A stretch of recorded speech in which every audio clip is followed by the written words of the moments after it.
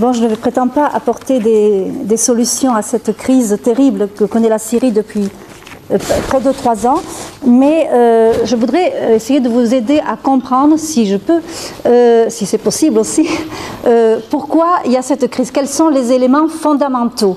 C'est à partir de là, je crois qu'on peut réfléchir à bon escient et éventuellement prendre des dispositions ou des décisions, selon les cas, qui soient adéquates. Moi, j'ai été frappée que dès le début de la crise syrienne, donc, qui a commencé le 15 mars 2011, les Occidentaux, aussi bien les dirigeants que les intellectuels, les élites, si vous voulez, ont fait une lecture manichéenne du conflit. Et on a dit, la solution, c'est le départ de Bachar, tout de suite. Bachar Assad, le président. En fait, on a plaqué sur la crise syrienne une analyse qui correspondait à ce qui s'était passé peu de temps avant en Tunisie et en Égypte. En Tunisie et en Égypte, dans les deux pays, les chefs d'État avaient été déchus très vite après le début des événements, des contestations. Or, en Syrie, ce n'était pas possible. C'est là où on a fait une erreur majeure.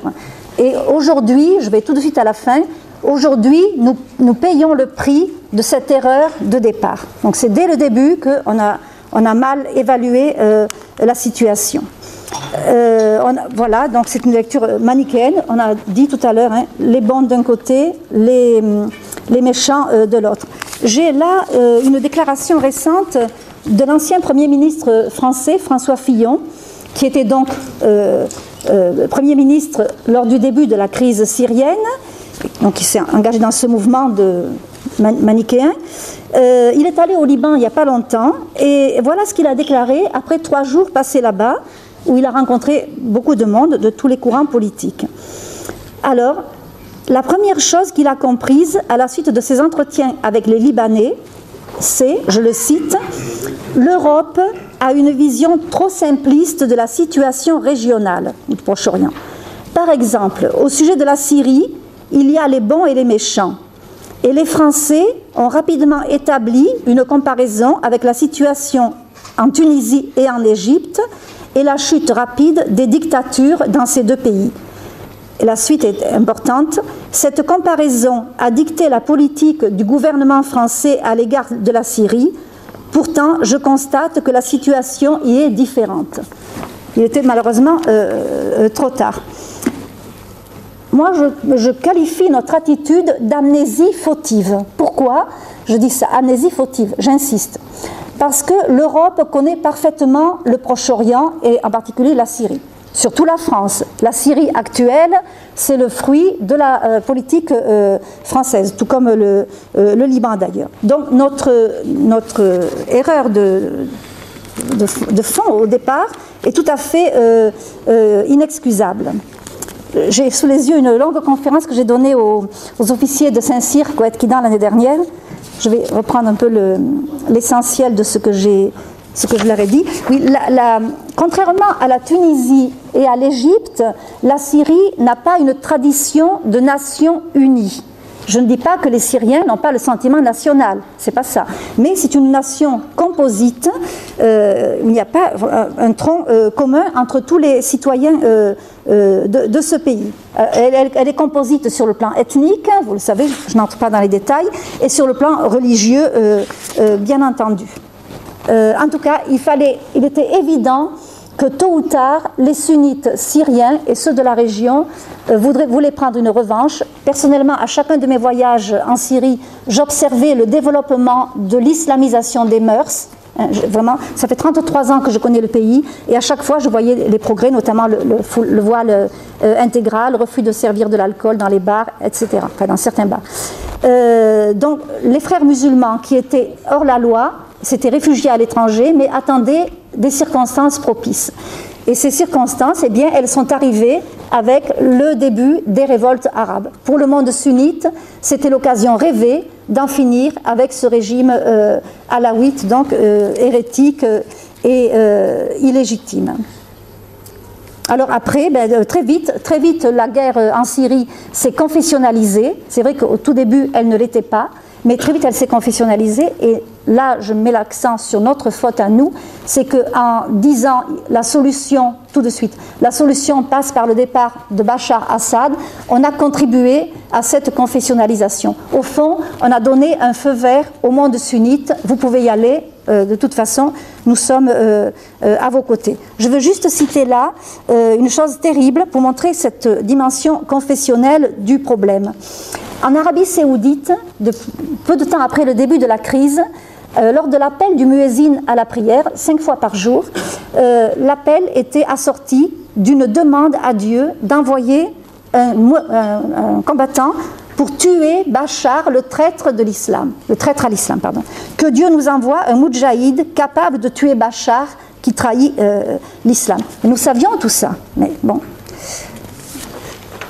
Pour terminer, c'était trop rapide, je sais bien, mais bon, j'ai mis là quelques pistes de réflexion. On pourra ensuite en discuter tous ensemble si vous voulez. Personnellement, ne croyez pas que j'ai la moindre complaisance envers le régime de Bachar Assad. C'est évident. J'explique, ça ne veut pas dire que je justifie, bien sûr. Il faut aider à comprendre. Il y a de la perversité dans ce régime.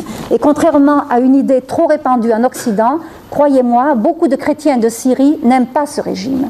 Ils le supportent malgré eux, bien sûr. Je n'ai par ailleurs aucune illusion sur les intentions et le projet de la rébellion. D'ailleurs, on est passé d'une opposition à une rébellion. C'est intéressant à souligner. Est-ce que cette rébellion, aujourd'hui, à laquelle participent des tas de combattants étrangers, y compris français, belges, etc., est-ce qu'elle représente vraiment la Syrie profonde? Est-ce que cette rébellion veut une solution négociée qui respecterait toutes les composantes de la société syrienne? Alors permettez-moi d'en douter. D'autre part, pourquoi l'Occident s'ingénie à diaboliser le monde chiite et à lui préférer le monde sunnite? Est-ce que le monde sunnite est plus vertueux, plus démocratique que le monde chiite? Nos alliés sont des dictatures religieuses. Alors on veut imposer la démocratie en Syrie et on soutient des dictatures ailleurs. Il y a une incohérence et plein d'ambiguïté dans nos attitudes en Europe. Autre réflexion, je me demande si le droit d'ingérence est légitime, comme on veut le pratiquer maintenant, quand on a pris des positions hasardeuses et dangereuses dès le début de la crise. Alors vous me direz, mais qu'est-ce qu'il fallait faire? Bon, alors quelques idées. D'abord, je reviens à ce que je disais au début, il ne fallait pas porter de jugement précipité, irréfléchi, fondé sur l'émotion et l'idéalisation de la révolution. Nous les Français, on est bien enclins à ça. Il fallait éviter d'appliquer aux réalités du Proche-Orient nos propres critères en matière d'organisation de l'État et de la société. Le Proche-Orient fonctionne sous le mode confessionnel, que ça nous plaise ou pas, c'est ainsi. Donc il faut en tenir compte. Je crois qu'au tout début, il était possible d'exiger du régime Assad des réformes libérales en échange d'une protection internationale des minorités présentes en Syrie. Et on ne l'a pas fait. Je crois qu'il fallait aussi demander à nos alliés sunnites l'abrogation solennelle de la fatwa d'Ibn Taymiyyah, que j'ai mentionnée tout à l'heure. Cela dit, c'est vrai que même si elle avait eu lieu, cette proclamation, cette abrogation solennelle, comme il n'y a pas de magistère authentique dans l'islam, mais enfin, on pouvait quand même essayer. Et je crois aussi que nous, surtout les Français, nous pouvions organiser des négociations secrètes entre Assad et ses opposants de l'intérieur, plutôt que de soutenir des opposants de l'étranger, exilés depuis des dizaines d'années, inconnus et sans audience en Syrie. Et tout de suite, je parle de la France, nous avons fermé notre ambassade, ce qui nous a privés de tout pouvoir d'action dans ce pays. En outre, pourquoi est-ce que l'Europe a reconnu la coalition nationale syrienne, c'est son nom, pour l'opposition et les forces révolutionnaires fondée à Doha, au Qatar, en 2012? Cette coalition, d'emblée, s'est engagée à ne procéder à aucun dialogue avec le régime d'Assad, et certains opposants au régime aussi ont refusé d'en faire partie. C'est le moment où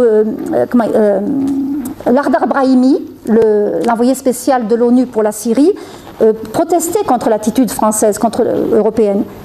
Il disait qu'il faut absolument tout faire pour favoriser un dialogue. Bon. D'autre part, je voudrais aussi rappeler, enfin c'est encore pour la France que je parle, nous avons en France un vieux principe capétien pour la diplomatie, c'est que nous reconnaissons des États et non pas des régimes. Enfin, je me demande si nous ne sommes pas à l'aube d'un éclatement des pays du Proche-Orient, on parle de balkanisation, en États confessionnels ou ethniques, pour les Kurdes par exemple. Et je pense que ça a commencé avec Chypre en 1974, lors de la division de l'île en deux. Puis il y a eu le Liban en 1975, cette guerre qui a des origines étrangères, on dit souvent guerre civile, mais les causes sont étrangères au Liban. Bien sûr, après, il y a malheureusement eu des combats entre Libanais. Mais voyez, aujourd'hui, le Liban est un pays éclaté en cantons confessionnels. C'est ainsi. Et l'Irak, depuis 2003, est un pays éclaté aussi, qui n'a plus vraiment d'existence unitaire. Alors, on pense que ça pourrait être dans l'intérêt d'Israël. Lorsque je préparais ma thèse de doctorat, j'ai fait beaucoup de recherches dans les archives du Quai d'Orsay et j'avais découvert un document émanant d'un mouvement sioniste qui, au début du XXe siècle, lorsque on préparait la création d'un État d'Israël. Ce document disait que l'État d'Israël, l'État juif, ne serait légitime que s'il était entouré d'États confessionnels et si possible aussi en guerre les uns envers les autres pour assurer la sécurité de l'État d'Israël. Vous voyez, le Liban, c'est le contre-modèle par rapport à Israël. Alors, ne croyez pas que je veux jeter les Juifs à la mer en disant ça, hein, bien sûr. Mais n'empêche que l'action d'Israël au Liban, elle a eu pour but aussi de désintégrer ce pays. Et puis d'ailleurs ce projet de balkanisation, il est ressorti en 1982 lorsqu'il y a eu l'invasion israélienne du Liban. Des ministres israéliens l'ont rappelé. Alors c'est vrai que les Israéliens ont pendant longtemps préféré un régime alawite à Damas plutôt qu'un régime sunnite, c'est évident. Mais aujourd'hui, les circonstances régionales, la nouvelle donne, pourraient être utilisées par eux pour précipiter, à leur manière, avec l'appui peut-être américain, l'éclatement de la région.